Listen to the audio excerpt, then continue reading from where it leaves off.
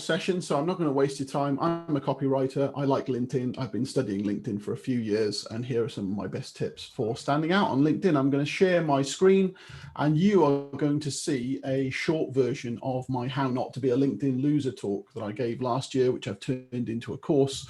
Let me just go full screen on that so you can see that better. Okay, so, and here's my cartoon character, Bitmojon. You'll see him throughout my slides. I'm going to be talking today quickly about profiles and about content. Okay, so I'm going to start with profiles. There's a lot of talk about what you should measure on LinkedIn. I think the only thing that you really need to measure on LinkedIn is your profile views, because I see a lot of people who are trying to promote themselves through their content or through direct messages, you know, with salesy content. And that kind of stuff just doesn't seem to resonate at all.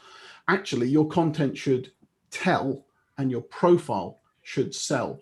So where you're really pitching your product or service should be in your profile, and therefore it makes sense that you should be tracking your profile views if you're going to track any kind of metric on LinkedIn. And I tell my clients to aim for something like 2% of the people who look at your profile will end up becoming customers. Therefore, makes sense that you want to increase your profile views. You can see your profile views on desktop and on mobile on the screen that's shown here. If you pay for LinkedIn, which I don't, then you can see all of the people who've looked at your profile in the last 90 days. If you've got a free account like me, you'll see only the last 2 or 3 people who've looked at your account. Some strategies suggest that you should go and do outreach to the people who have looked at your profile, because at least you've got something in common with them. They've looked at you, you look at them, you try and make a connection. Personally, my business runs 100% inbound, so people approach me rather than me going out to them, but it is a legitimate strategy to connect with the people who have looked at your profile. I recommend my clients to bookmark this page so they can quickly check how many people have been looking at their profile. So this is the first of a few links I'm going to share. Now, I've provided all of these to Helena, and I think she might share them in the chat pod or possibly after this, so that you don't need to scribble them down if you don't have time now. But linkedin.com/me/profile-views will give you that stat. Okay, profile headlines. This is one of the most common things I say to my clients, is that even though LinkedIn gives you, excuse me, it gives you up to 220 characters to write your headline, but on LinkedIn Mobile, which is now the most popular form of consuming LinkedIn, only the first 40 characters will be visible when you post something or when you comment on someone else's post. That means that's your opportunity to make an impact. Even though you can write more than that in your headline, and you should, the first 40 characters are utterly critical in terms of getting people to look at your profile, which I've just told you is the most important thing you can do if you want to get business on LinkedIn. So keep those first 40 characters in mind. As I said, you can go up to 220 characters now, but on mobile, that really looks like a wall of text. That might be 5 lines on mobile, which is not a headline for me. That's a paragraph. So I wouldn't use all of that space. In fact, what I suggest my clients to do is to stick to the old limit, which is 120 characters. And the way I recommend formulating a headline for LinkedIn is to chunk it into 3 sections, 40, 60, and 20 to make 120 characters.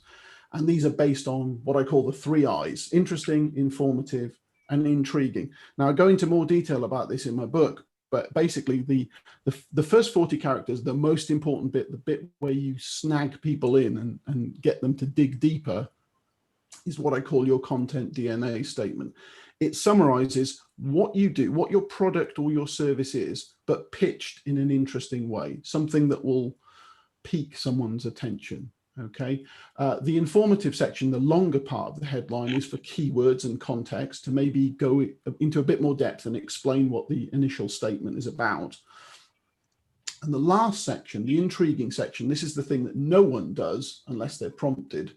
The intriguing section, what I refer to in the book as bravery badge, it's something that's a little bit different, a little bit out of the ordinary, a conversation starter.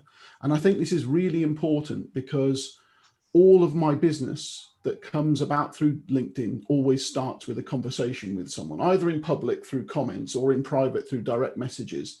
And if you've got extra hooks in your profile that will give people a reason to start a conversation with you, they'll be more apt to do business with you somewhere down the line. So it might seem a little bit silly to do something like this, but trust me, it's not. And I've got loads of people who've used this as a reason to get in contact with me. And then later on, a proportion of those become customers of mine. Here's a real example using my own headline as a color-coded sample of my 3 sections. So my interesting bit is relentlessly helpful technical copywriting. Okay, the keywords bit, the informative bit, has got B2B websites, it's got LinkedIn, and it's got my book name, Content DNA. And at the end, the bravery badge, the intriguing bit, is not a douche canoe. Some people laugh at that. Other people say, what the hell does that mean? It's fine. Again, it's a chance to start a conversation. So your headline is really, really important, especially those first 40 characters. You will start your LinkedIn profile with generic profile, photo and banner. You need to customize these. Bear in mind, the important thing to note here is that your profile photo will partially obscure your banner. So when you do actually customize it, need to make sure that the important stuff in your banner appears at the very top or on the right, because those are the only safe spaces of your banner. So don't put something really important at the bottom middle or on the bottom left, because they will be obscured. Here's an example of my own. Okay, here's a tip that a lot of people haven't applied to their LinkedIn profile, which is to turn off the people also viewed panel.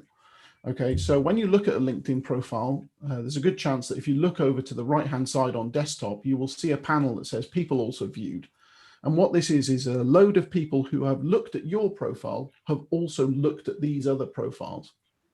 And therefore, any future person who looks at your profile will be presented with a list of options that LinkedIn thinks might be relevant to that person. What that means is that you might be inadvertently promoting your competition because people are looking for a service provider. Now, I'm all about promoting other people, but I want to consciously choose who I promote, and I don't want to promote some people. So this panel can be turned off. By default, it's turned on. So in the preferences, there's a screen that looks like this. And if you flick this section, the viewers of this profile also viewed over to no from the default of yes, that panel will disappear. And that screen, if you want to reach it, is here. And again, this is one of the ones I've supplied to Helena. So linkedin.com/p-settings/browse-map. Okay, here's one for content creators. So if any of you are regular content creators on LinkedIn, this will really, really help you. It's follow first mode. So by default, when you go to someone's LinkedIn profile, you're not connected with them, you will probably see the button over there on the right, which is the connect button. You can change that to the follow button. Now, the connect button means that the person trying to invite you has to think about whether they're going to send you an invitation message. You as the recipient have to assess that invitation message if it arrives, or review the person's profile. You have to do something. If you switch to follow first mode, it becomes a bit more like Twitter, where you just press a button and you start seeing that person's content, and that's it. There's no other onus on the person following, and there's absolutely zero onus on the person being followed. So if you are a content creator, then follow first mode is a really good idea. And I've got some evidence to back that up, which is that when I made the change to follow first mode in October 2018, my connections and my followers were roughly the same. Since then, in the 2 years since then, my connection rate has pretty much stayed the same. It's gone up at a gradual slope. My follower rate has jumped massively because of making that change.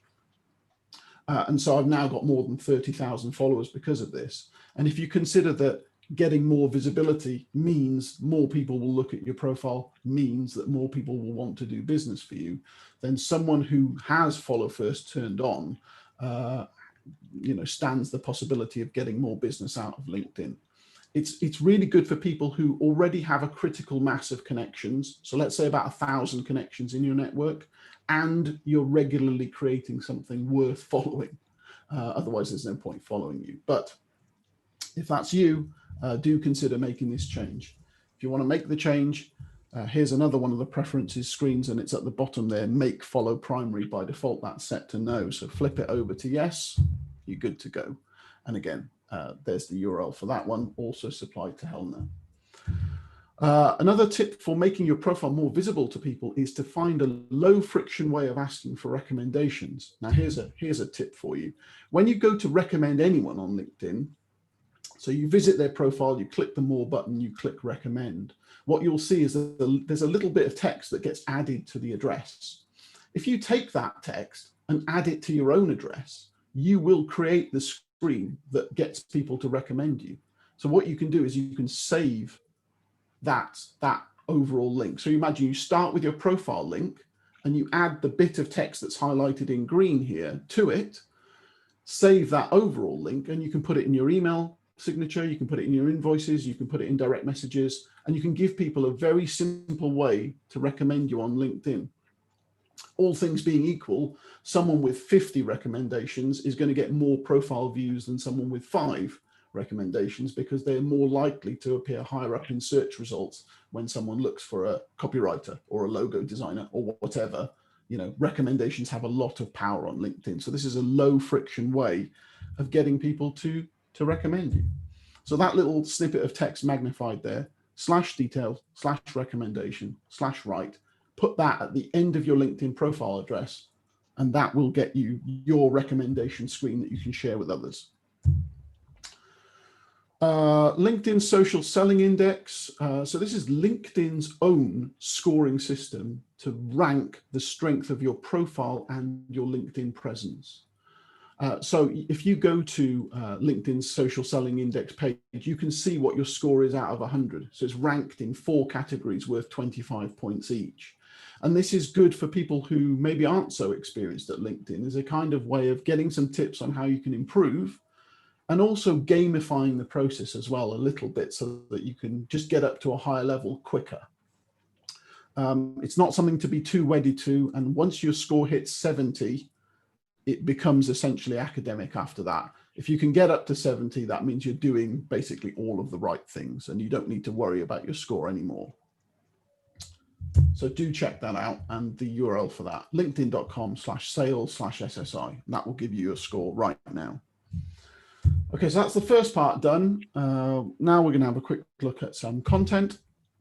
So the most common question I get from people is, you know, okay, well, I want to get business from LinkedIn, but you're talking about doing it through content. Well, how am I going to do that? I don't know what to write about.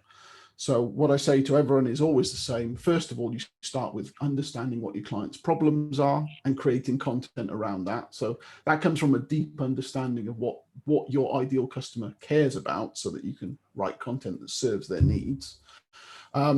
Look at your email inbox and your sent items folder, because every question that you've answered in a one-to-one context should be something you can anonymize and generalize and answer at scale. Because if one of your customers has asked that question, chances are that a future potential customer will also have the same question.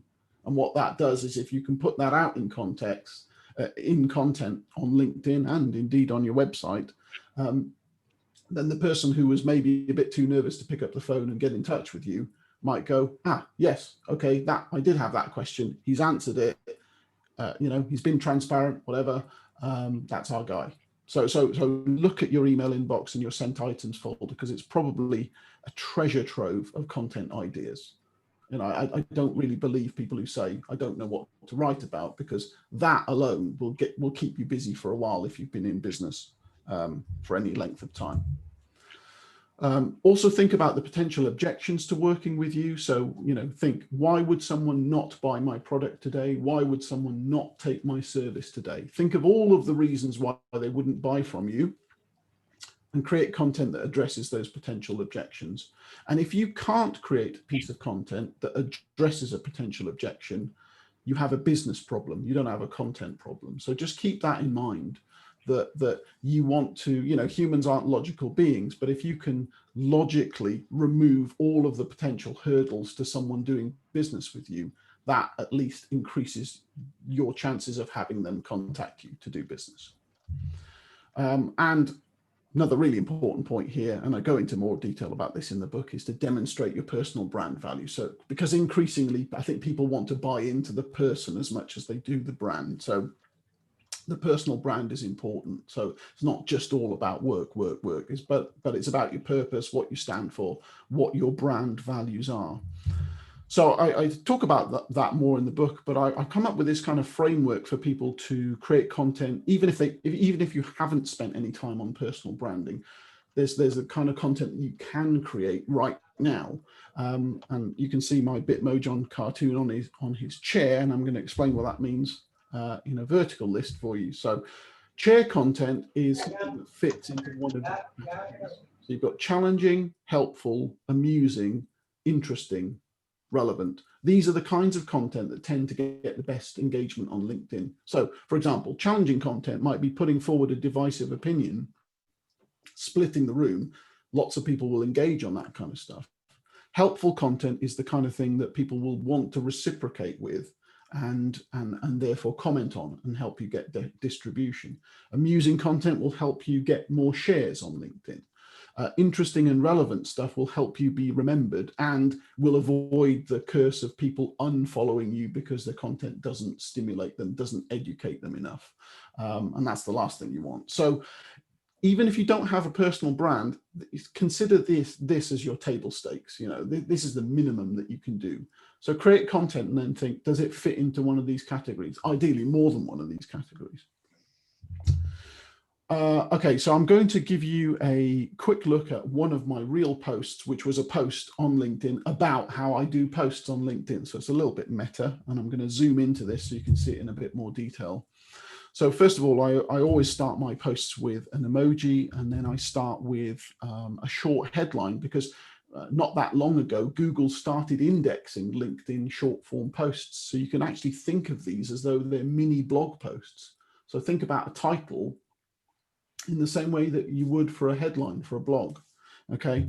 And then I say the headline must relate to what follows. So your body content must deliver the goods invoiced by the headline, because the last thing you want to do is set someone up to click the see more button and then the rest of the post doesn't really relate to what you're talking about. So you should keep your content brief because short form posts on the LinkedIn feed are only 1,300 characters in total, which is about 220 words. And you want a lot of white space. So a couple of sentences per paragraph is good, keeps your text simple. You know, high levels of readability mean more trust. So don't go for, you know, five line sentences and stuff that you're just going to turn people off. You can't do rich text formatting on LinkedIn. So you can do things like inserting emojis or using all caps as subheadings for your posts. There is a way of kind of cheating using services that have faux bold and faux italics you can copy off the internet. But screen readers don't like them, search engines don't like them, and old Android devices don't like them. So they can look nice sometimes, but not everyone will actually be able to get the information from that kind of content. So just beware of using stuff like that. I use emojis loads in my content. So in this example here, you know, I'm using them as ticks and crosses. So for a list, but you know, you can use them for pretty much any purpose you want.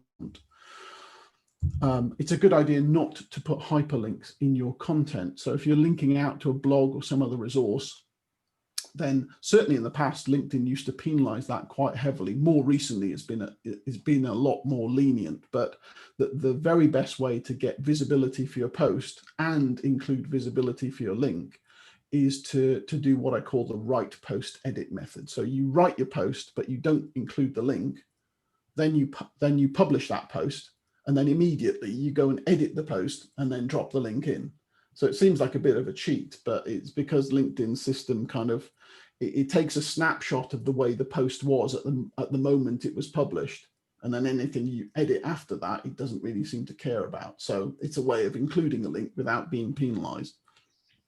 Although, as I said, right now, it doesn't actually seems to be penalizing links too heavily. So you might just want to put the link straight in if you need to.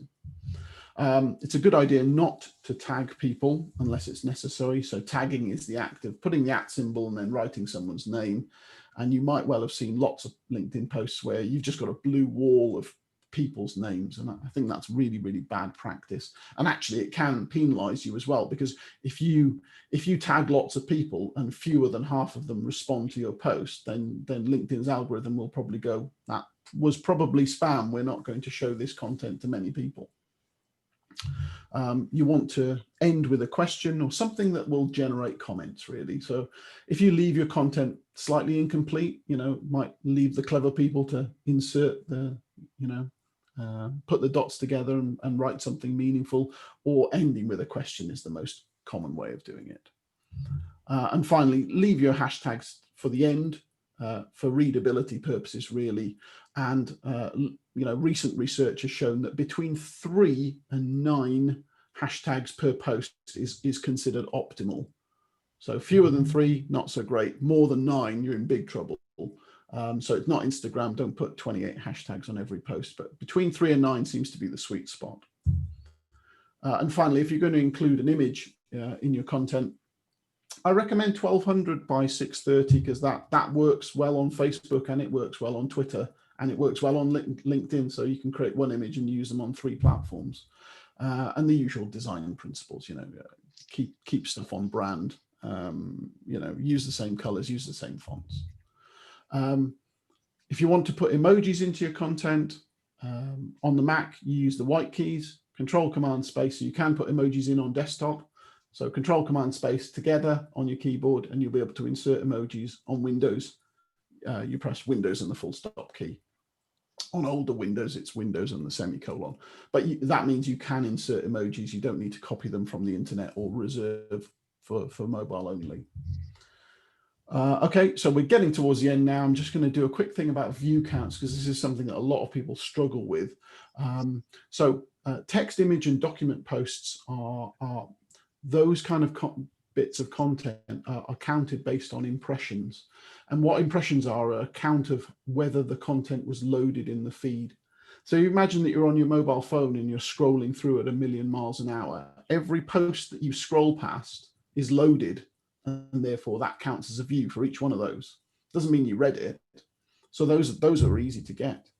Then videos are counted based on 3-second views. So if you are scrolling at 1,000,000 miles an hour and you scroll past a video, that's not going to count as a view. But if you stop and watch it for 3 seconds, then it is. So a video view is harder to get than a text, image, or document view.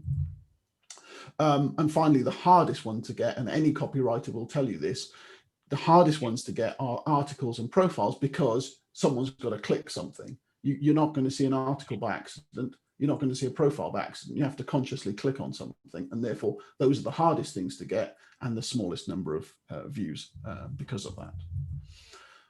So the most important thing that you can do if you want to increase your visibility for your content is to encourage comments. And really, the good thing to do is to engage in public and private conversations to do that, and seek out other relevant content in your industry and try and comment on that, because people will want to reciprocate. And the last thing I really want to say is that I've had great success by moving new connections into the direct messages and then sending them voice notes. So you might be familiar to this idea through WhatsApp, but LinkedIn has it as well. So on the LinkedIn mobile app, hold down the microphone and you can record up to 60 seconds of audio. But then you can send as many messages as you want, so there's no real limit. But this is a fantastic way of, messaging people on the go, and it's led to good relationships for me. So I think it's a really good idea for you to try. If you want to connect with me, I've got a really weird surname, so if you search for Espirian, you'll be able to find me. If you do, please say, I saw you on Helena's thing, so I've got some context for our connection.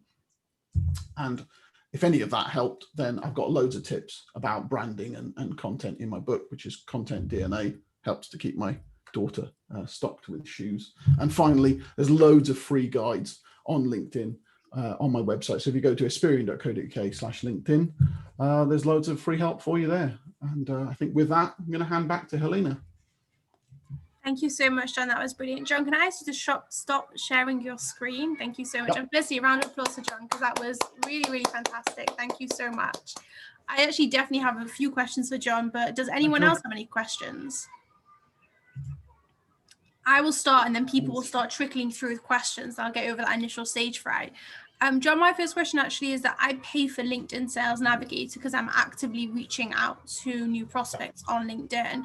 Is there a reason you don't pay? Do you think there's any advantages to paying in terms of being found or favored in content?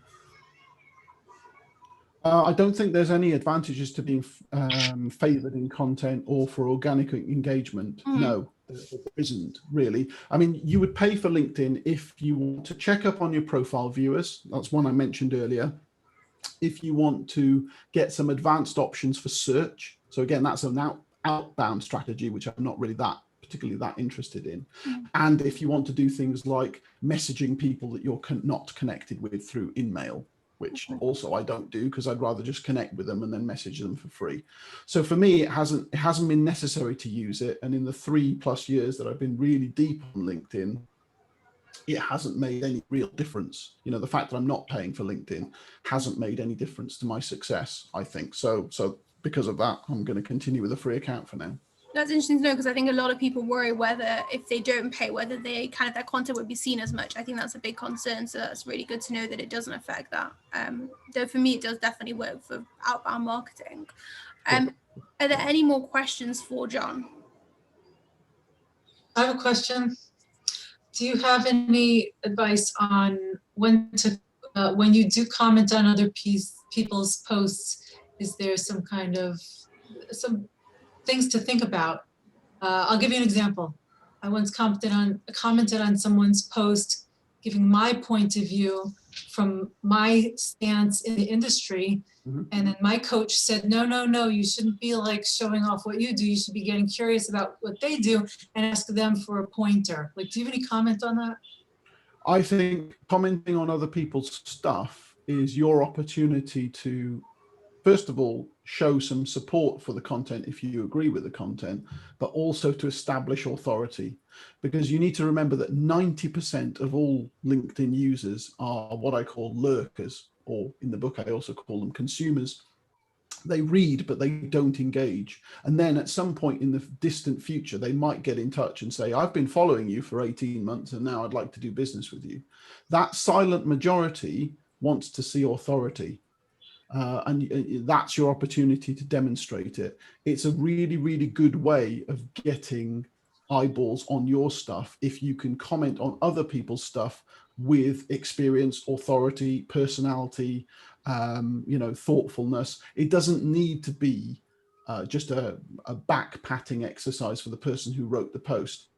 Sometimes you can challenge their opinion so long as you do it respectfully, but always go for authority. How do you do it without looking like you're showing off? It's like a fine balance there. Well, I mean, you can acknowledge the point that they've made, and then you can present your counter argument, for example, or something that is more relevant to, what you do day to day. So you could say, from having spoken to my last 100 clients, blah, blah, blah, ground it in some kind of reality. Ideally, if it's something that's statistics based, you show your evidence. That's what I do. Like, when I talk about follow first, which I mentioned in the presentation, some people go, well, I don't know about that. I was like, okay, that's fine. That's your opinion. I've got 2 years of data that shows that this works for me. And I do a lot of experiments on LinkedIn, but I always say to people, just because something works for me, doesn't mean it's going to work for you. But I've got the weight of my own experience behind this thing, and I've gathered my data, and I'm fairly sure of what I'm talking about.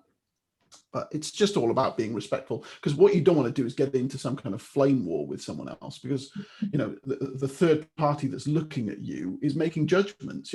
Everything that you interact with is part of what I call your extended content footprint. So you create your own content, your posts, your blogs, your articles, your PDFs, whatever. That is your content footprint. Your extended content footprint is everything that you interact with. And some of your followers will see that fuzzy outline of your extended content footprint and make judgments about you because of it. So just be careful. You don't want to be too self-aggrandizing in that kind of context, but you absolutely want to show authority, because ultimately you want people to build trust in you and ultimately to do business with you. Thank you. That was very helpful. Larry. Yeah, John, thank you very much, first of all, for your presentation. I really enjoyed it. From a lawyer's perspective, a lot of times I find colleagues of mine that work in law firms that they usually post on LinkedIn about deals that they've closed or awards that their firm has been awarded. My view, and I'm considering doing this, I wanted to get your feedback before I implement, is that it's probably more beneficial to provide snippets of valuable information for a would-be consumer about different aspects of the law, and let people gain the benefit of having some insights, concise insights, but that are published on a somewhat frequent basis. If you could comment on that in terms of frequency and content for a lawyer, what you think would be ideal, I'd appreciate that. Well, I think I'm a student of content marketing, so I'm all about trying to create better customers by educating them, not by selling at them, but by educating them. And if you can create content that those people would find helpful, that means that they'll have fewer dumb questions for you when they eventually get in touch, right? So, you know, I've got a legal issue going on at the moment, and I can think that if I saw someone who was answering my real questions without me having to get in touch with them, I'm always going to want to hire that guy.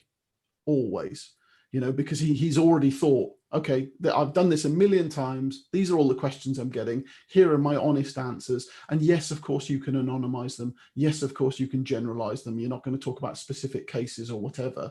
But if you commit to putting out as many helpful tips as you can for your industry, there'll be no option but for people to remember you as that guy who talks about the law all the time. A proportion of those people are going to want to do business with you because they will be happy to self-educate, self-select, and then get in touch when the time's right. How often would you recommend posting on LinkedIn for that? New people, I recommend to post twice a week.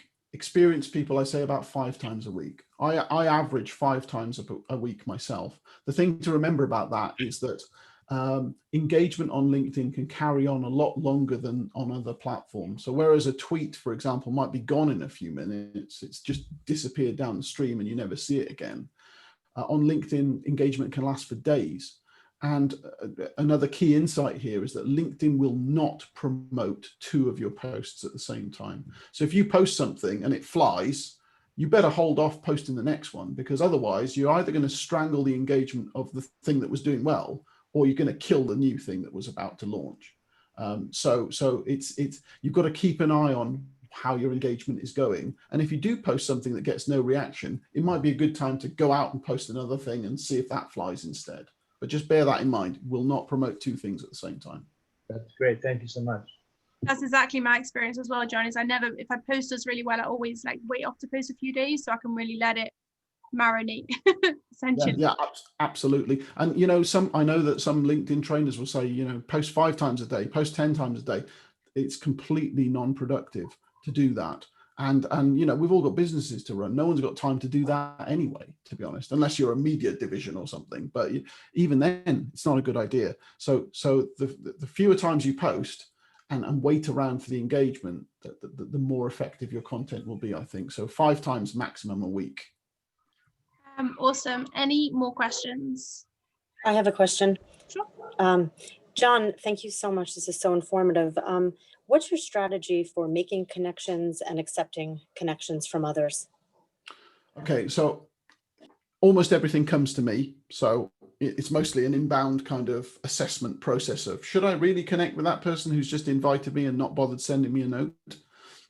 But if I want to go and connect with someone for a specific business reason, then actually what I would recommend doing first of all is following them, consuming that person's content, engaging with their content through likes and comments so that you're on their radar, and then sending them a targeted message that picks out something from their about statement, something from their experience, something from the content, and really tailors it, address them by name. And that way, you know, if you've already engaged with them beforehand and you put something quite personal in your note, you've got a much better chance of getting selected. So one of my LinkedIn trainer colleagues has been doing a test on this, and he's found that personalized notes get accepted twice as often as unpersonalized ones. I'm doing an experiment this month. The results will be on my blog at the start of December about how people are trying to connect with me, because you remember I talked about follow first mode, but right now, if you look at my profile, you'll see a connect button. And the reason is I've just flipped back so I can test who is sending me an invitation to connect. What are they writing in there? What's the quality of this stuff? How many of them am I accepting?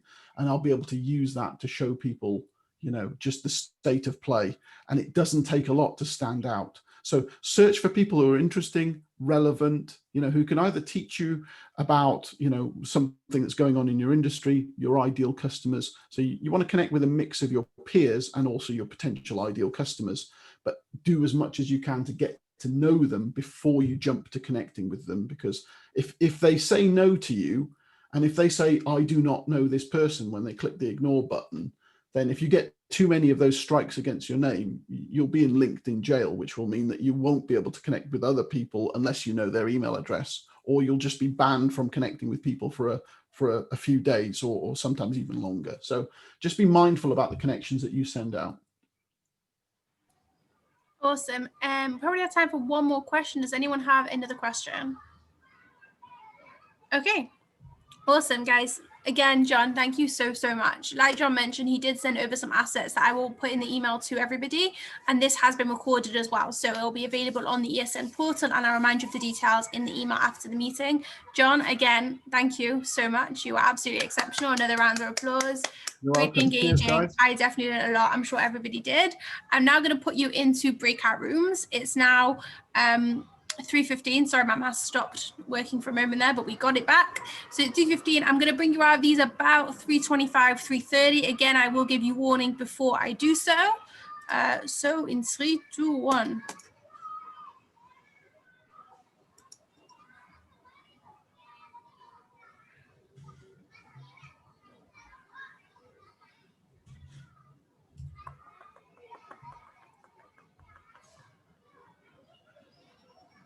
Thank you so much, John. That was fantastic. Oh, let me just put it.